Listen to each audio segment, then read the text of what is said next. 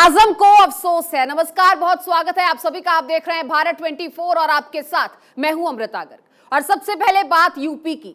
देखिए, यहां की सियासत के कई रंग हैं और यहां चुनावी सीजन में सिर्फ वोटों का ही बोलबाला नहीं है, बल्कि खान साहब के दर्द के किस्सों की भी खूब चर्चा है। बात कर रहे हैं आजम खान की। दरअसल आजम खान को अब पुराने आजम खान की याद आने लगी है। उनको वो आजम खान याद आने लगा है जिसके शब्दों में सब कुछ पलट देने की क्षमता होती थी, लेकिन अब उनके शब्दों में सिर्फ रोष नजर आता है, अफसोस नजर आता है।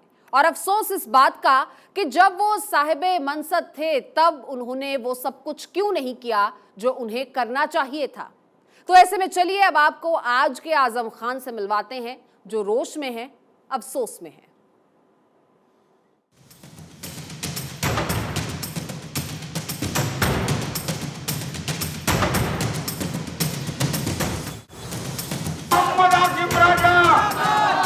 ये कलेक्टर से मत डरियो,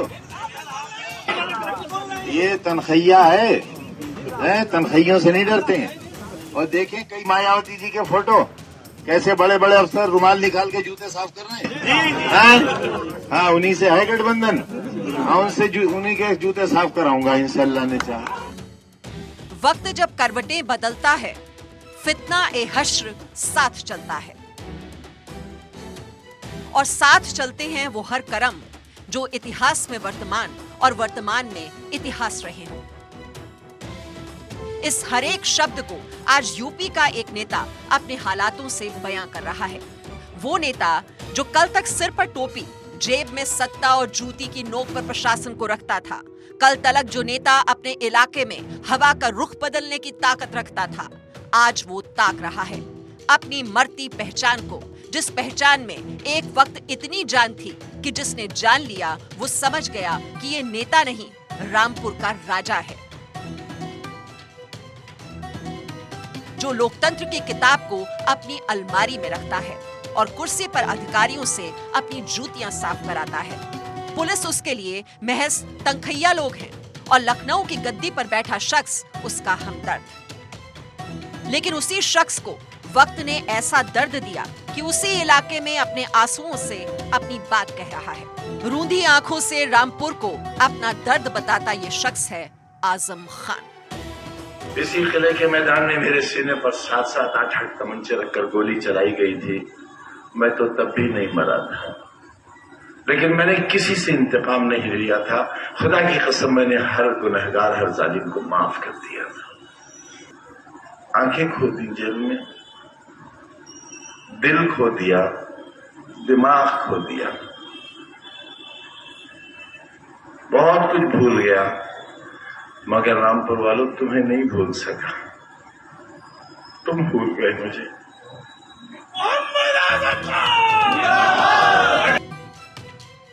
एक वक्त पर जब आजम विधायक और सांसद के बीच अपनी पसंद की पहचान रखते थे, तब उन्हें हाफ मुख्यमंत्री की पहचान खुद ब खुद मिल जाती थी। कहते थे कि मुख्यमंत्री की कलम में भरी स्याही ही आजम खान है, लेकिन अब न तो वो कलम रही, न वो स्याही, न आजम सांसद रहे और न रहे विधायक।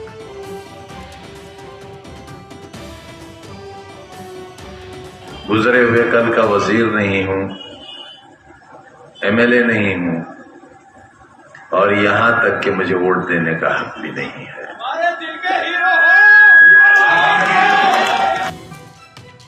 लेकिन कहते हैं ना कि बुरे वक्त में जब अच्छा वक्त याद आता है तो अफसोस के सिवा कुछ देकर नहीं जाता। ऐसे ही अफसोस के रोष में आजम ने कुछ ऐसा कह दिया जो आजम के दिल में दफन हर दर्द को शब्द ब शब्द बयां करता है। मैं सुनता हूं ये बातें, सुनता हूं दोस्तों, जो आज तुम्हारे और हमारे साथ हुआ है। 4 सरकारों में अगर मैंने ऐसा किया होता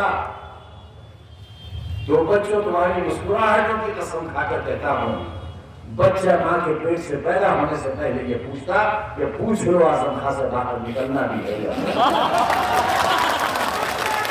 लेकिन एक वक्त पर रामपुर की दूसरी पहचान रहे आजम ने कभी सपने में भी नहीं सोचा होगा कि रामपुर सीट से उनके अलावा कोई दूसरा विधायक कभी हो सकेगा। लेकिन सियासत ने कुछ ऐसी करवट ली कि आजम शिखर से बिस्तर से जमीन पर आ गिरे।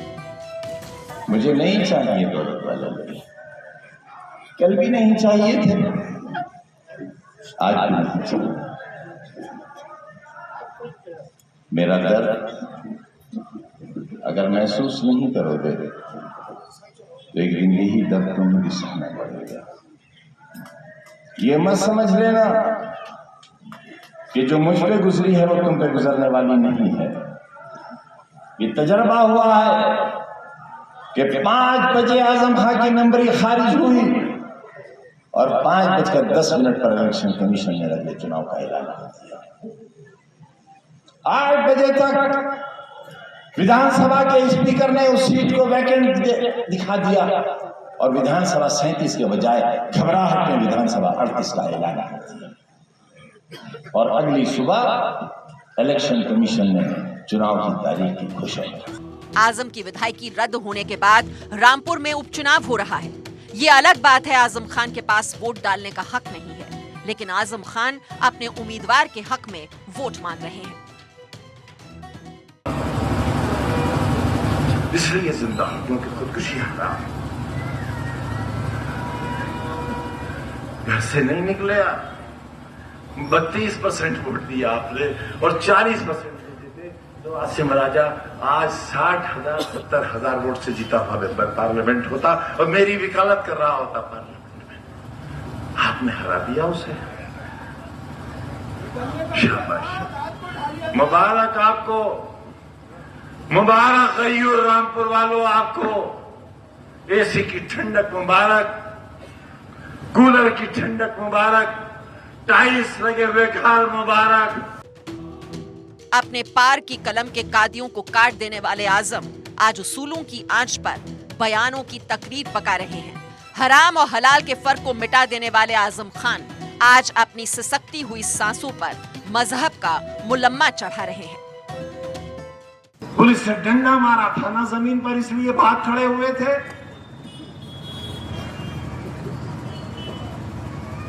अगर एक जिस्म पर भी लग जाता तो मर तो नहीं जाते। मैं तुम्हारे जख्मों पर अपने दिल का खून लगाकर उनको मरहम बना देता, मगर तुम घर से निकलते तो जालिमों। राजा पठान नहीं है इसलिए, इंसान तो है, इंसान तो है। तुमने एक इंसान को जलील किया है।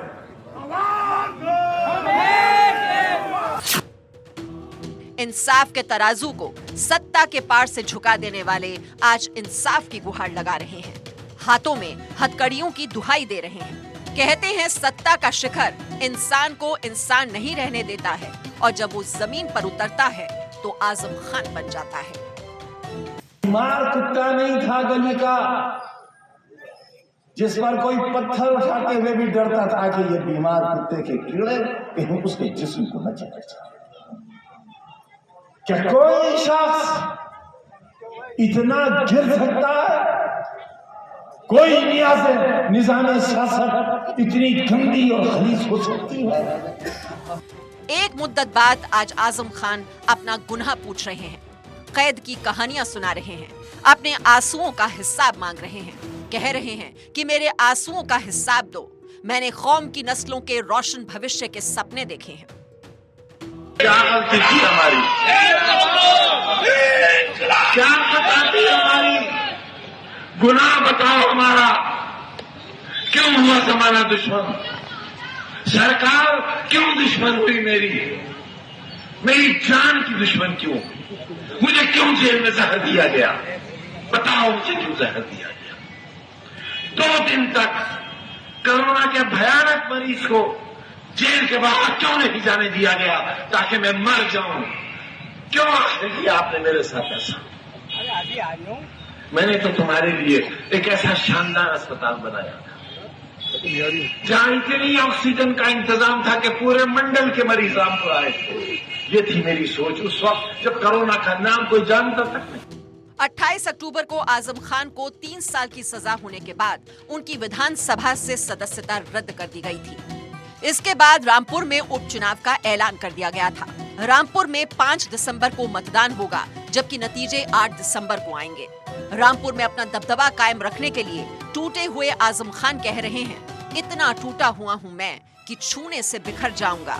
अगर अब तुम साथ ना दोगे तो फिर किधर जाऊंगा। Bureau report, Bharat 24।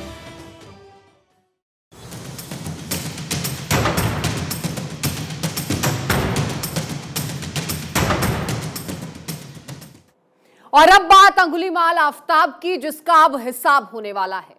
श्रद्धा, वो श्रद्धा जो इस दुनिया में है तो नहीं, वो श्रद्धा जिसे इंसाफ दिलाने के लिए पूरा देश लड़ रहा है, वो श्रद्धा जिसके मर्डर केस मामले में पुलिस, फोरेंसिक अधिकारी, हर कोई दिन रात एक किए हुए है ताकि उस शातिर दिमाग आफ्ताब को उसके अंजाम तक पहुंचाया जा सके। इस पूरे मामले में अब एक ऐसा खुलासा हो गया है जो डराने वाला है, जो ये सोचने पर आपको मजबूर करता है कि आखिर कोई इतना बेरहम कैसे हो सकता है। दरअसल आफ्ताब ने श्रद्धा की हत्या करके उसके बाद उसकी अंगुली को काटा और अंगूठी को निकाला और फिर श्रद्धा की उसी अंगूठी को आफ्ताब ने अपनी नई गर्लफ्रेंड को गिफ्ट कर दिया। और यहां हैरानी की बात तो यह है कि यह सब कुछ तब हो रहा था जब श्रद्धा के शरीर के टुकड़े उसी कमरे के फ्रिज में मौजूद थे।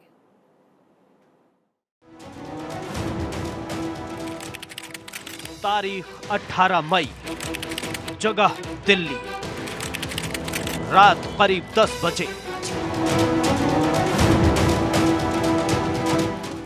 राजधानी दिल्ली के करोड़ों लोग जब चैन की नींद के आगोश में थे, तभी दरिंदा आफ्ताब अपनी प्रेमिका के शव के टुकड़े कर रहा था।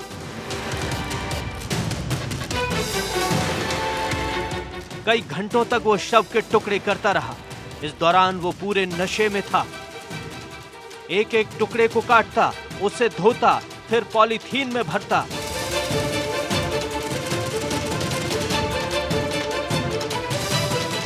मोहब्बत, डर और 35 टुकड़ों के बीच ये घटना झकझोर देने के लिए काफी है।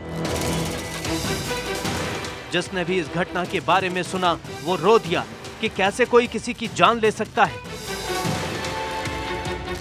कैसे कोई किसी के टुकड़े टुकड़े कर सकता है, कैसे कोई इतना बेरहम हो सकता है। पालघर में पिता के आंचल में आराम से जिंदगी गुजर बसर कर रही श्रद्धा ने कहां सोचा होगा कि उसकी जिंदगी का सफर मुंबई से दिल्ली तक का होगा।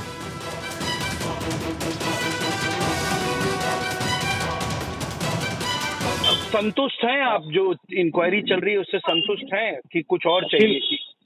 फिलहाल तो वैसे जो अभी इंक्वायरी हो रही है वो सही तरीके से चल रही है, लेकिन फिर भी मुझे ऐसा लग रहा है कि लड़के की तरफ से भी पूरी इंक्वायरी होनी चाहिए, जो अभी शायद मुझे अभी कल परसों से ही करनी चालू की है, ऐसा मुझे दिख रहा है। वो पहले से नहीं हो पाई। अच्छा, पुलिस वाले कुछ बोल रहे हो? कुछ पुलिस वालों से जो बातचीत हुई हो जिसमें कि मदद क्या हो रही है? मैंने पुलिस वालों से ही मैं डिमांड कर रहा हूँ कि मुझे पूरी इंक्वायरी होनी चाहिए, ऐसे मुझे तो बोल रहे हैं कि वो तो हम लोग कर ही रहे हैं, लेकिन थोड़ा कॉन्फिडेंशियल होने से हम लोग ये ओपन नहीं कर पाते, ऐसा मुझे जवाब दे रहे हैं।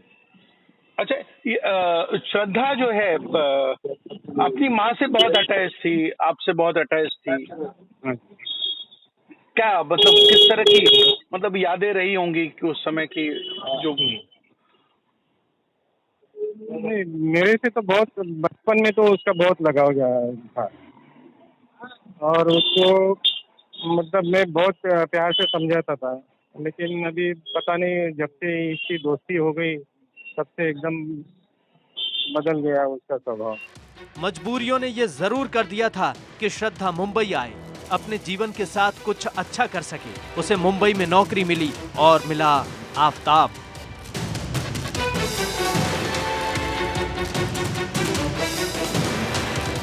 आज मीडिया की सुर्खियों में श्रद्धा के कत्ल की कहानियां हैं, लेकिन जब वो जिंदा थी तो अक्सर अपने दोस्तों से कहा करती थी कि उसे भी मीडिया में जाना है।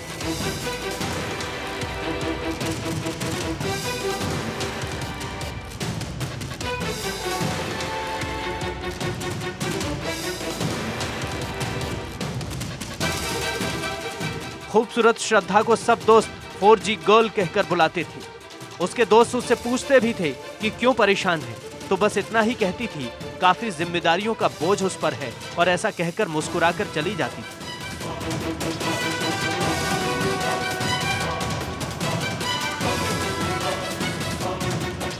वैसे तो हम प्यार से उसे 4G गर्ल या फिर पिक्सी कट गर्ल बुलाया करते थे, और वो अपने आप को शॉर्ट रिबेलियन कहती थी। शायद उसका कारण ये था कि रिबेलियन उसकी सोच थी ही, हाइट थोड़ी शॉर्ट थी और हेयर शॉर्ट थे। हमने कहा यार आप तो इंडिपेंडेंट हो अपनी लाइफ में, आपकी सोच रिबेलियन वाली है, और कहीं ना कहीं हम सब आपसे इन्फ्लुएंस होते थे, जो आपकी सोच आपके अपने सपनों के प्रति रही है, तो ऐसे में आपके ऊपर क्या जिम्मेदारी। तो उन्होंने एक बात का जिक्र किया था मुझसे कि बहुत जिम्मेदारियां हैं, तुम नहीं समझोगे। एक छोटी सी मुस्कान के साथ उन्होंने कहा था। कभी अपनी जिंदगी में जिंदा दिली की मिसाल रही श्रद्धा को मोहब्बत की सजा मिली। वो तो जिंदगी जीना चाहती थी, अपनी जिंदगी बसाना चाहती थी, लेकिन शातिर दिमाग आफ्ताब उसकी जिंदगी में उसका सब कुछ बनकर आया और उससे सब कुछ छीन लिया।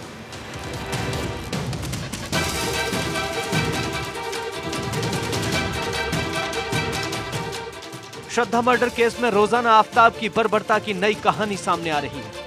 सन की आशिक आफ्ताब ने क्रूरता की सारी हदें पार कर दी। श्रद्धा की हत्या कर उसके शव के 35 टुकड़े कर दिए।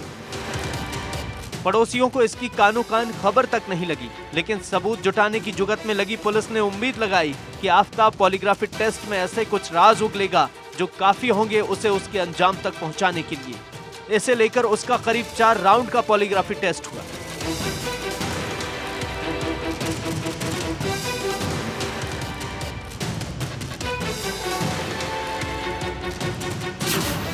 पहला पॉलीग्राफी टेस्ट 22 नवंबर को हुआ, जो करीब 3 घंटे तक चला। इसके बाद 24 नवंबर को भी उसका पॉलीग्राफी टेस्ट हुआ, जो करीब 8 घंटे चला। इसके बाद अगला टेस्ट 25 नवंबर को हुआ, जो करीब 2.5 घंटे चला। अगला पॉलीग्राफी टेस्ट 28 नवंबर को हुआ, जो करीब 7 घंटे चला। पिस्टल भी लाएंगे, सब लाएंगे, करो हमें अरेस्ट, प्रशासन को बुलाओ, करो। बहन बेटी सुरक्षित नहीं है पूरे देश की, किसकी? पुलिस में प्रशासन है, उनकी भी बहन बेटियां हैं, घर से जाती है कॉलेज, क्या भरोसा है शाम को वापिस आ जाएगी? ऐसे लव जिहादी लड़कियों का शिकार कर रहे हैं, जिहाद फैला रहे हैं। इसमें मैं मारूंगा, मैं कोई आगे आया ना आए, बहन बेटी को मैं बचाऊंगा।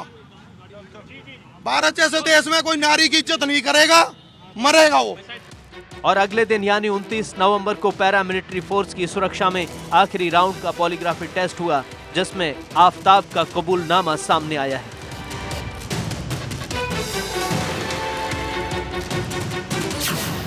आफ्ताब ने श्रद्धा का मर्डर करने की बात कबूल की है। साथ ही उसने कहा कि उसे हत्या का कोई अफसोस नहीं है।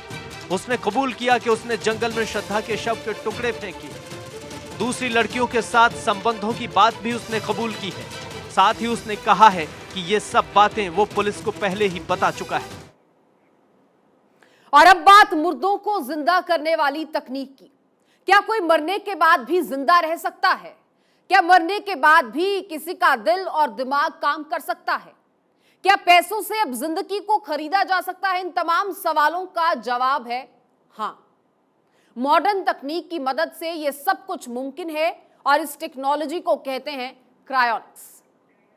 इस वक्त दुनिया भर में करीब 600 लोगों की डेड बॉडी को फ्रीज करके रखा गया है, और इनमें से 300 से ज्यादा डेड बॉडीज तो सिर्फ 2 देश अमेरिका और रूस में है।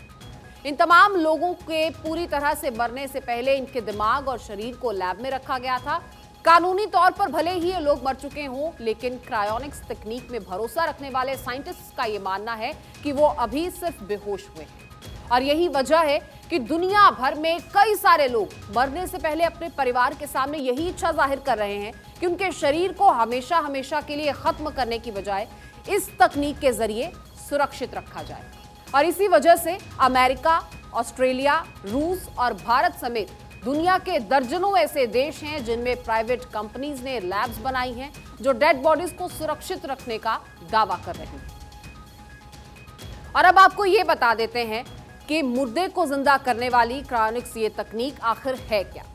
अमेरिकी साइंटिस्ट डॉक्टर रिचर्ड गिब्सन इनके मुताबिक जब इंसान को कोई तकनीक या साइंस जिंदा रखने में असफल हो जाती है, फिर मौत के बाद उसकी डेड बॉडी को फ्रीजर में इस उम्मीद से रखा जाता है कि भविष्य में विज्ञान और मेडिकल साइंस के डेवलप होने के बाद उस इंसान को फिर से जिंदा करना संभव हो सकेगा। मतलब साफ है कि इन लोगों को लगता है कि आने वाले समय में मेडिकल साइंस मौत के बाद भी इंसान को जिंदा कर सकेगी। डिमोलिशन मैन या वनीला स्काई जैसी तमाम हॉलीवुड फिल्म्स में भी इसी तकनीक के जरिए मरे हुए इंसान को फिर से जिंदा करने की संभावनाओं को दिखाया गया था। अब ऐसे में आपको क्रायोनिक्स के प्रोसेस के बारे में भी बता देते हैं। आखिर ये क्या है, कैसे काम करता है, इसको स्टेप बाय स्टेप समझना होगा। किसी इंसान की मौत होते ही क्रायोनिक्स की शुरुआत हो जाती है। डॉक्टर निश्चित करते हैं कि डेड बॉडी के दिमाग तक ऑक्सीजन और ब्लड का सप्लाई होता रहे और इसी के लिए मॉडर्न टेक्नोलॉजी की मदद ली जाती है। डेड बॉडी को बर्फ के पैक करके उसकी ऐसी दवा में रखा जाता है जो खून को जमने से रोकती है। शरीर की कोशिकाओं से पानी निकालकर उसकी जगह ग्लिसरॉल से बना एक केमिकल डाल दिया जाता है और 130 डिग्री सेल्सियस तापमान पर शरीर को ठंडा करके जमा दिया जाता है। नाइट्रोजन भरे एक कंटेनर में शरीर को उल्टा लटका दिया जाता है ताकि कंटेनर अगर लीक भी हो तो दिमाग बर्फ में ही रहे। अब आप ये भी समझिए कि ये आसान नहीं है। आखिर किसको जिंदा रखना हो तो कितना खर्च आता है, ये आप समझिए। अगर क्रायोनिक्स प्रक्रिया के तहत किसी को आप जिंदा रखते हैं तो इसको लेकर कितना खर्च करना होगा, ये आपको बताते हैं। दरअसल पूरी डेड बॉडी को सुरक्षित रखने का खर्च 1 करोड़ 60 लाख रुपए आता है। अब सुरक्षित रखने के लिए हर साल आपको 52,874 रुपए खर्च करने होंगे और सिर्फ दिमाग को सुरक्षित रखना हो तो उसके लिए 65 लाख रुपए का खर्चा आएगा। रुक करते हैं अगली खबर का, जहां दिल्ली में अश्लील संबंधों से जुड़ा एक वीडियो वायरल हो रहा है और इस प्रकरण में आखिर पहचाना गया वीडियो में दिखाई दे रहा शख्स। इस पूरी वीडियो में एक जज और स्टेनो थे। आपत्तिजनक मुद्रा में राउज एवेन्यू कोर्ट के एक अतिरिक्त सत्र न्यायाधीश निलंबित हुए। दिल्ली हाई कोर्ट ने तत्काल प्रभाव से निलंबित किया। चीफ जस्टिस सतीश चंद्र शर्मा ने यह आदेश पारित किया। भारत 24 ने कल चलाई थी वायरल वीडियो की खबर और खबर के बाद हाई कोर्ट ने लिया प्रसंज्ञान और तत्काल प्रभाव से किया अतिरिक्त सत्र न्यायाधीश को निलंबित। वीडियो में दिखाई दे रही महिला कार्मिक के खिलाफ कार्रवाई भी की गई। इस मामले की जांच के लिए कमेटी का भी गठन होगा।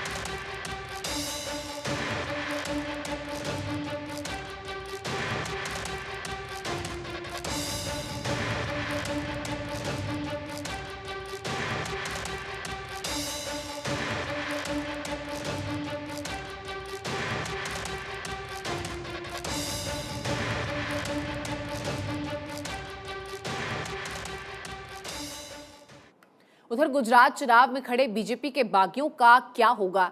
इन बागियों से निपटने की गृह मंत्री अमित शाह की रणनीति क्या हो सकती है? इसका विस्तार से विश्लेषण किया है डॉक्टर जगदीश चंद्र ने जेसी शो के स्पेशल एपिसोड में और इसी शो में उन्होंने शाह और पीएम मोदी के गुजराती भाषा में चुनावी प्रचार को लेकर भी बड़ी बात कही है। अमित शाह के रुतबे और खौफ के बावजूद इतने बागी उम्मीदवार कैसे खड़े हो गए और क्या ये बागी उम्मीदवार चुनावी समीकरण बिगाड़ेंगे? चुनावी समीकरण तो थोड़ा बहुत बिगाड़ सकते हैं, लेकिन उन्होंने क्या किया है इसका मालूम चुनाव के बाद उनको मालूम पड़ेगा। अमित शाह को डिफाई करने का, उनको थोड़ा सा बात को नहीं मानने का जो है एक सीनियर लीडर के नाते, तो उनकी टेक्निकल मिस्टेक है ये। अब मिस्टेक कभी आदमी समय से महसूस करता है, कभी घटना के बाद महसूस करता है। That is one point. Second ये कि कितना माहौल बिगाड़ पाएंगे, तो ऑफ कोर्स नुकसान तो करेंगे। वो 32 जगह पे हैं एक तरह से बागी आपियों मानी जो कि नुकसान पहुँचाने की स्थिति में हैं। तो पार्टी ने भी इसी संख्या में 30-35 लोगों को लगाया है उनके डैमेज कंट्रोल के लिए। तो नुकसान थोड़ा बहुत तो होगा वहाँ पे, लेकिन जिस अनुपात में उन लोगों ने सोचा था खड़े होते समय उतना नुकसान नहीं कर पाएंगे, क्योंकि सारा चुनाव जो है वो नरेंद्र मोदी पे केंद्रित है इन ए वे। कि नुकसान ज़्यादा नहीं कर पाएंगे, लेकिन ये उनका जो साहस उन्होंने दिखाया है, नैतिक साहस, उससे हर कोई हैरान है, मैं भी हैरान हूँ। नरेंद्र मोदी और अमित शाह दोनों गुजरात में गुजराती भाषा में जो है चुनाव का प्रचार प्रसार कर रहे हैं, इसका मतदाताओं पे असर पड़ेगा? ऑफ कोर्स, ये तो मास्टर स्ट्रोक है उनका, पब्लिक एकदम से कनेक्ट करती है। मैं टीवी पे सुनता हूँ उनको गुजराती बोलते हुए, मैं वहीं कायल हो जाता हूँ कि चुनाव तो गया। जिस पब्लिक मीटिंग में वो जाएंगे गुजराती में बात करेंगे, दूसरा आदमी हिंदी में बात करेगा, अंग्रेजी में बात करेगा। आप बताओ कैसे कनेक्ट होगा उस वोटर का दूसरे के साथ, जब तक कि हार्ड कोर कमिटेड वोटर नहीं हो कांग्रेस का या आपका या किसी और पार्टी का, ओवैसी का जो है। तो इट्स ए मास्टर कार्ड जिसे कहते हैं, इसका बिल्कुल इम्पैक्ट पड़ रहा है इसका।